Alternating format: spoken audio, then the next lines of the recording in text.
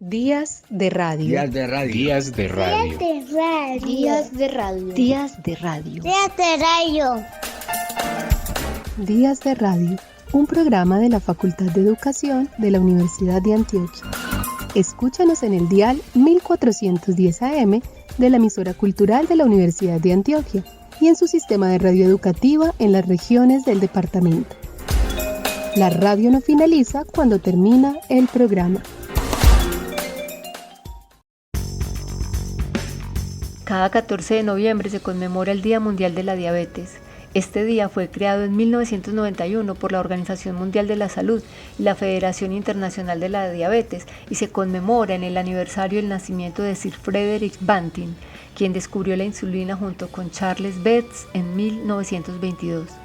Este programa de Días de Radio quiere ofrecer información sobre esta enfermedad, hablar de sus causas, de la prevención, del descubrimiento que salvó la vida de muchas personas y de la importancia de la educación. Empezamos con una nota de la revista MSP acerca de la diabetes, enfermedad que, según cifras de la OMS, la padecen más de 460 millones de personas en el mundo. De estos, 62 están en la región de las Américas. Este número se ha triplicado desde 1980 y podría ser aún mayor, ya que el 40% de las personas con diabetes desconoce su condición.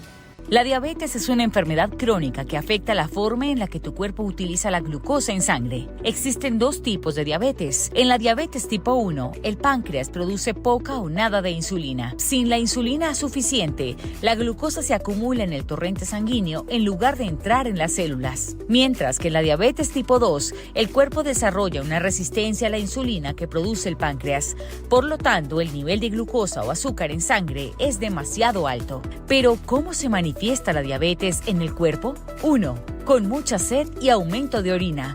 Cuando los riñones ya no pueden filtrar y absorber el exceso de glucosa en sangre, lo elimina por la orina. Esto deshidrata el cuerpo y provoca más sed. 2. Con fatiga y hambre. Tener un nivel alto de glucosa en sangre le impide al cuerpo usarla para generar energía. Y a su vez, la diabetes dificulta que la glucosa de los alimentos llegue a las células, lo que provoca hambre constante. 3. Con pérdida de peso. Cuando eliminas la glucosa a través de la orina, también pierdes calorías. 4. Con visión borrosa. Los niveles altos de glucosa en sangre extraen líquidos de los tejidos cristalinos de los ojos. Esto afecta la capacidad de enfocar. 5. Con infecciones frecuentes en la piel. Demasiada glucosa en sangre provoca un flujo sanguíneo deficiente y perjudica el proceso de curación del cuerpo. 6. Con hormigueo en manos y pies. La diabetes afecta el funcionamiento de los nervios y provoca hormigueo. 7. Con encías rojas, inflamadas y sensibles. La diabetes debilita la capacidad para combatir los gérmenes, lo que aumenta el riesgo de infección en las encías. La diabetes tiene que ver con el procesamiento del azúcar en el organismo, con esa dificultad para usarla de manera eficiente para el trabajo de las células. En esta nota de TED en Español nos explican qué le hace el dulce a nuestro cerebro para volverse tan atractivo y deseable.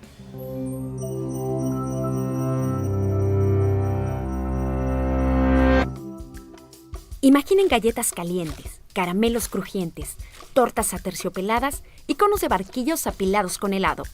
¿Se les hace agua a la boca? ¿Desean un postre? ¿Por qué? ¿Qué ocurre en el cerebro para que los alimentos dulces sean difíciles de resistir? Azúcar es un término general que se usa para describir una clase de moléculas llamadas hidratos de carbono y se encuentra en una amplia variedad de comidas y bebidas.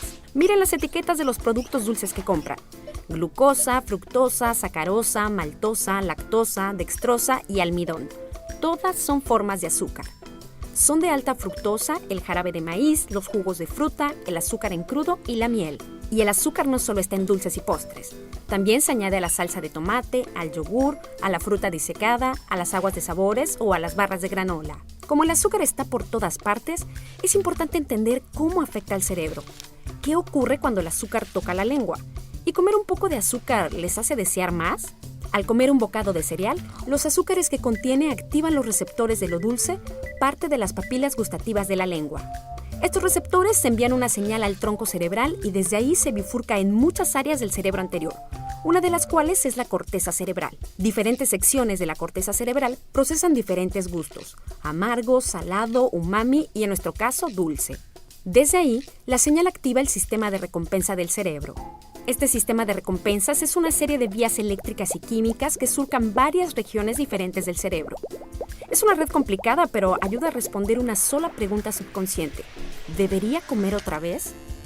Esa sensación cálida y agradable que uno siente al probar la torta de chocolate de la abuela es un sistema de recompensa que dice sí, y no se activa solamente con la comida. La socialización, el comportamiento sexual y las drogas son solo algunos ejemplos de cosas y experiencias que también activan el sistema de recompensa. Pero sobreactivar este sistema de recompensa dispara una serie de eventos desafortunados: pérdida de control, deseo y aumento de la tolerancia al azúcar. Volvamos al bocado de cereal. Viaja hasta el estómago y finalmente al intestino.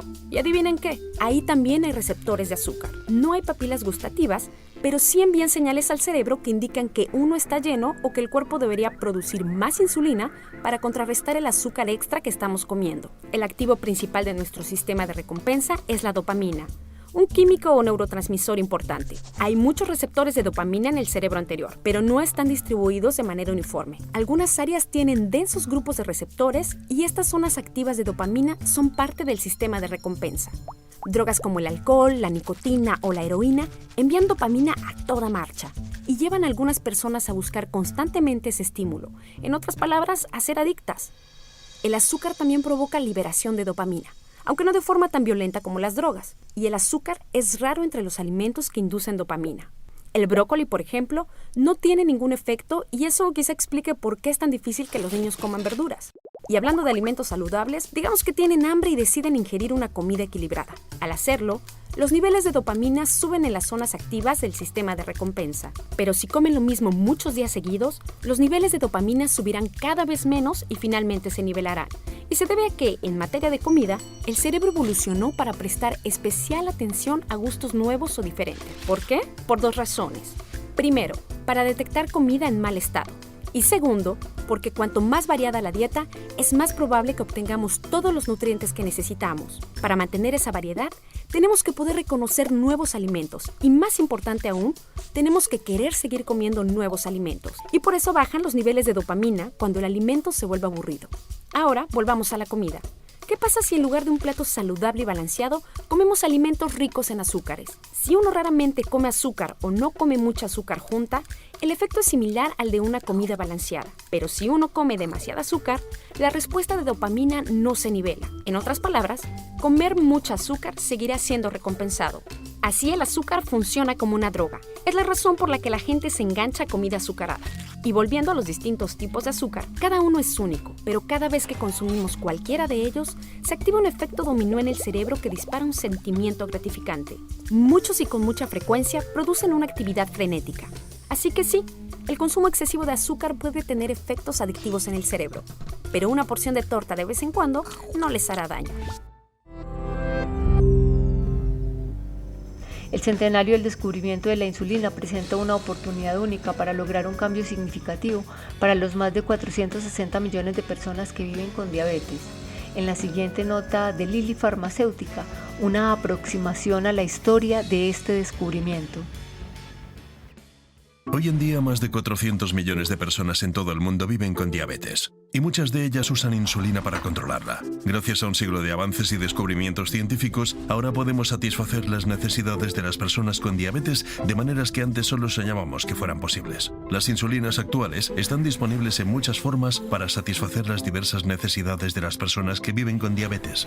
Para comprender la evolución de la insulina, volvamos a la década de 1920, cuando se descubrió la insulina. La insulina se fabricó originalmente a partir de páncreas de animales. Esto presentó no solo desafíos logísticos de suministro y transporte, sino que el proceso de purificación era complejo y rudimentario. Pero un científico de Lilly, George Walden, hizo un avance que revolucionó el proceso de extracción, purificación y estabilización de la insulina y allanó el camino para su producción en masa. Este concepto se conoció como precipitación isoeléctrica y ha sido una parte clave del proceso de fabricación durante muchos años. En 1923, la primera insulina comercial que fue descubierta por investigadores de la Universidad de Toronto fue la primera insulina que se usó para tratar la diabetes. y pasó a estar disponible en los Estados Unidos. Como resultado, la salud de muchas personas con diabetes mejoró drásticamente. Si bien el proceso de Walden fue revolucionario para su época, la insulina de origen animal y las impurezas que conlleva provocaron inconsistencias en el tratamiento y reacciones adversas en algunos pacientes.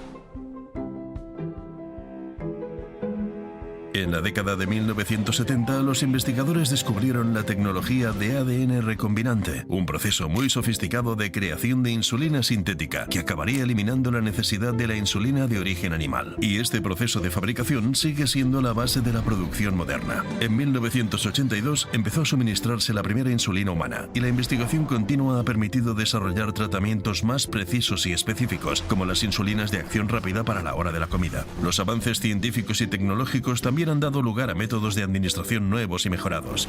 La evolución del vial y la jeringa originales, las bombas de insulina, las plumas y los sistemas conectados han permitido una mayor precisión de la dosificación, facilidad de uso y una mejor calidad de vida para los pacientes. Aunque hemos recorrido un largo camino en el tratamiento de la diabetes, aún existen limitaciones. Debe a Educación, una nota en la que varias madres de niños, niñas y jóvenes con diabetes nos explican qué debe hacerse en la escuela como una manera de reclamar y proponer educación al respecto para el cuidado, pues las personas que tienen esta enfermedad tienen más riesgos de generar otros males y de morir por otras enfermedades. La diabetes está entre los 5 principales factores de riesgo relacionados con la salud para la tuberculosis. Es la principal causa de ceguera en las personas de 40 a 74 años. Las personas con diabetes tienen 2 veces más frecuencia de desarrollar depresión que aquellas que no la tienen. Las personas que viven con diabetes tienen hasta 3 veces más riesgo de fallecer por enfermedades cardiovasculares, enfermedad renal o cáncer. Es importante que todas las personas que están en las instituciones educativas en contacto con niños, niñas, jóvenes y adolescentes que tienen diabetes, que sepan que ellos pueden participar de todas las actividades que se realizan en la escuela. Pueden ir a las clases de educación física, participar de los campamentos, las salidas de campo, las actividades extracurriculares. Es decir, que su condición de tener diabetes no les impide realizar ninguna de las actividades que se ofrecen en la escuela. En general, los y las estudiantes con diabetes tipo 1 necesitan hacer comidas y colaciones fuera de los horarios estipulados. Por eso es muy importante que las instituciones educativas se lo permitan. Los alumnos y alumnas con diabetes tipo 1 deben comer su almuerzo o merienda a una hora apropiada y disponer de tiempo suficiente para terminar su comida. Los niños y niñas con diabetes tipo 1 tienen que tener acceso libre y sin restricciones para poder tomar agua dentro de la clase y para poder ir al baño siempre que lo necesiten. Necesitan hacerse controles de sangre en forma regular y tener acceso a sus medidores continuos de glucemia si cuentan con dicha tecnología. Los alumnos y alumnas con diabetes tipo 1 deben aplicarse insulina en determinados momentos del día de acuerdo a la prescripción médica. Para ello, deben contar con un lugar seguro, apropiado, en el que estén tranquilos. Ante una hipoglucemia, el o la estudiante con diabetes deberá ingerir alimentos o bebidas azucarados, los cuales tendrá ya dispuestos en un kit para esta situación, y necesitará del acompañamiento de las personas adultas de la institución educativa donde se encuentre. Es muy importante que todos respetemos los derechos de las infancias y las adolescencias y que los acompañemos durante su desarrollo, su crecimiento y en sus necesidades con mucho amor y responsabilidad. Ya nos dimos cuenta de que el descubrimiento de la insulina sirvió para salvar vidas. Ahora, en esta nota de TED en español, nos aproximamos a una historia del papel que los perros cumplieron en este descubrimiento esencial. La diabetes mellitus ha flagelado al mundo desarrollado. Se estima que 400 millones de personas en todo el mundo sufren esta enfermedad y se predice un 50% más en el plazo de 20 años. Sus primeros síntomas, sed y aumento de grandes volúmenes de orina, se reconocieron ya en 1500 a.C. en Egipto. Aunque el término diabetes, que significa pasar a través, lo utilizó por primera vez en 250 a.C. el médico griego Apolonio de Menfis, las diabetes tipo 1 y tipo 2, asociadas respectivamente con la juventud y la obesidad, se identificaron como enfermedades separadas por médicos de India hacia el siglo V a.C. Pero a pesar de conocerse la enfermedad, el diagnóstico de la diabetes siguió siendo equivalente a una sentencia de muerte hasta principios del siglo XX, ya que no se conocía qué la causaba. Lo que cambió esta situación calamitosa fue la ayuda del compañero animal de siempre de la humanidad, Canis lupus familiaris, la domesticación de lobos grises hace miles de años. Los científicos alemanes von Mering y Minkowski demostraron que la extirpación del páncreas de un perro provocaba que se desarrollaran todos los síntomas de la diabetes, estableciendo así el papel central del órgano en la enfermedad. Sin embargo, el mecanismo exacto de cómo ocurría fue un misterio hasta 1920, cuando un joven cirujano canadiense llamado Frederick Banting y su estudiante Charles Best desarrollaron los hallazgos de sus colegas alemanes. Trabajando con el profesor MacLeod de la Universidad de Toronto, confirmaron que el páncreas era responsable de la regulación de la glucosa en la sangre y trataron a los perros diabéticos inyectándoles un extracto de tejidos pancreáticos. En 1922, los investigadores que trabajaban con el bioquímico James Collip pudieron desarrollar un extracto de páncreas vacuno para el primer tratamiento de un niño diabético de 14 años, seguido de 6 pacientes más. El proceso de fabricación de este extracto, ahora conocido como insulina, finalmente se entregó a una empresa farmacéutica que fabrica los diferentes tipos de insulina inyectable hoy. Banting y MacLeod recibieron el Premio Nobel de Medicina en 1923 por su descubrimiento, pero Banting decidió compartir su parte con Charles Best por su ayuda en los estudios iniciales que involucraron a perros. Pero, aunque la experimentación médica con animales sigue siendo controvertida, no fue solo una explotación de perros para necesidades humanas. Los perros desarrollan diabetes a razón de 2 casos por cada 1000 perros, casi la misma proporción que la de los seres humanos. La mayoría de los casos caninos son de la diabetes tipo 1, similar al tipo que desarrollan los niños pequeños tras la destrucción del páncreas por el sistema inmunológico. Los estudios han demostrado que la enfermedad canina tiene muchas características similares a la humana. Esto ha permitido a su vez cambiar la situación a los veterinarios, utilizando con éxito la insulina para tratar la diabetes. Muchos dueños de perros se comprometen a controlar la diabetes con insulina inyectada 2 veces al día, alimentación regulada y análisis de sangre periódicos, utilizando los mismos monitores de glucosa caseros. Y si la insulina de cerdo purificada que se utiliza comúnmente para perros no funciona para un perro en particular, el veterinario puede incluso formular insulina humana, cerrando el círculo. Después de todo lo que los perros han hecho por nosotros por siglos, incluyendo su papel en un descubrimiento médico que ha salvado innumerables vidas humanas, utilizar el mismo conocimiento para ayudarles es lo mínimo que podemos hacer. La sección musical tiene algunas canciones dedicadas a esta enfermedad o que hablan del azúcar. Empezamos con Azúcar Impalpable, de la banda argentina de rock Las Pastillas del Abuelo. Esta canción es un tributo de Piti Fernández, uno de los integrantes de la banda, a su hija que tiene diabetes. Con ella quiere mostrar que las personas con diabetes no son solo cifras. Y veo venir la dulzura incalculable de tu azúcar impalpable. Me digo no es por ahí, como tu culpa de impune transmutará la pus en luz de tu situación autoinmune. Cuando te veo venir, no veo más una cifra. Verás, tu cuerpo es como un templo, crecer, creer y elegir. Cuando te veo venir una persona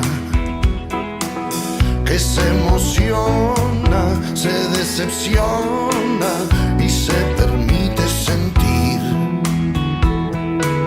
Ni alta ni baja, triste, ni alta ni baja, chiva, ni alta ni baja, libre, ni alta ni baja.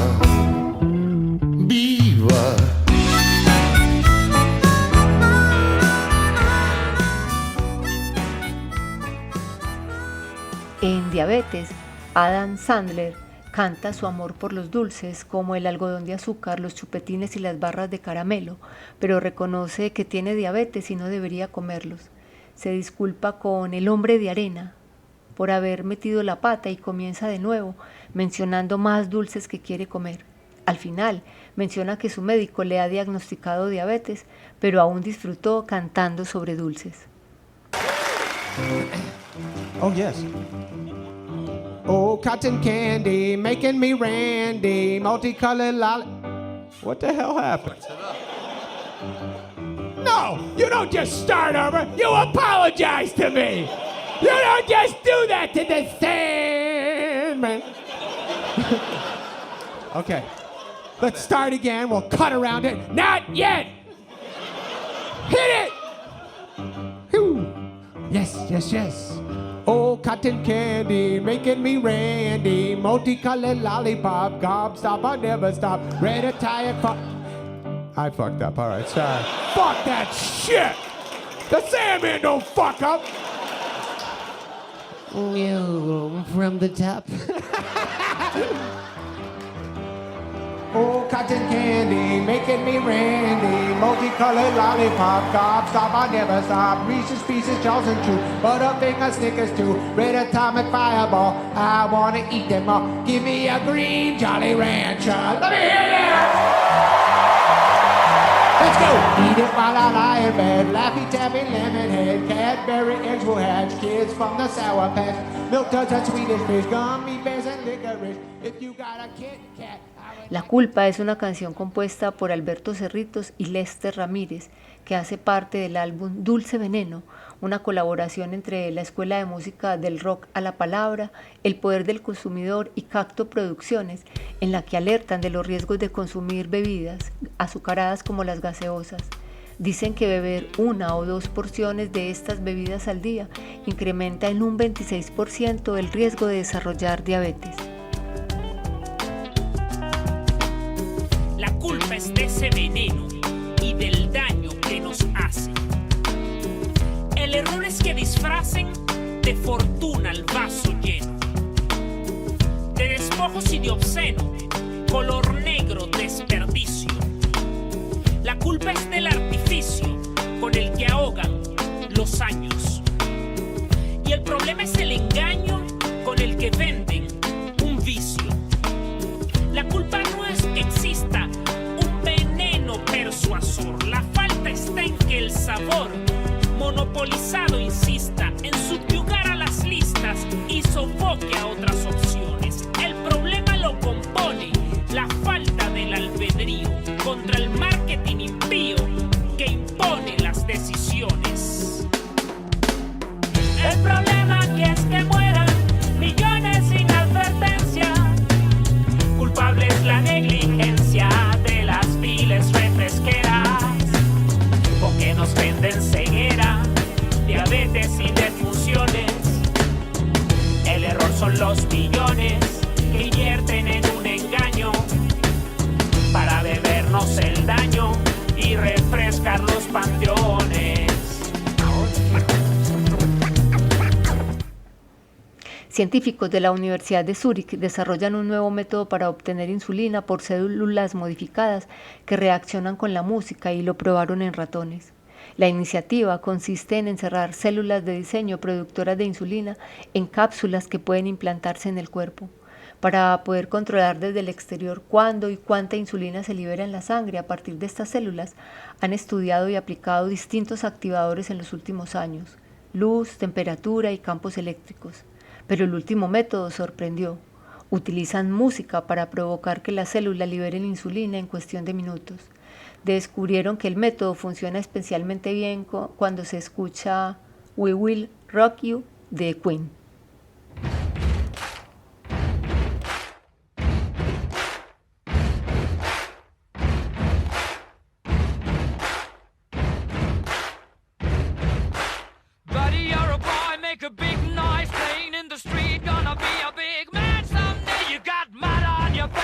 You big disgrace, kicking your can all over the place, singing, we will rock you.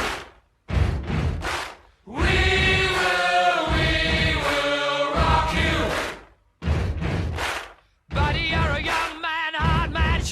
the street, you're gonna take on the world someday. You got blood on your face, a big disgrace, waving your banner all over the place. We will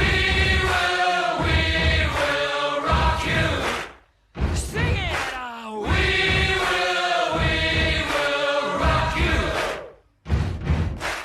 Buddy, you're an old man, poor man, pleading with your eyes, gonna make you zombie someday. You got mud on your face, big disgrace. Somebody better put your bag into your place. We will rock you. Sing it. We will rock you.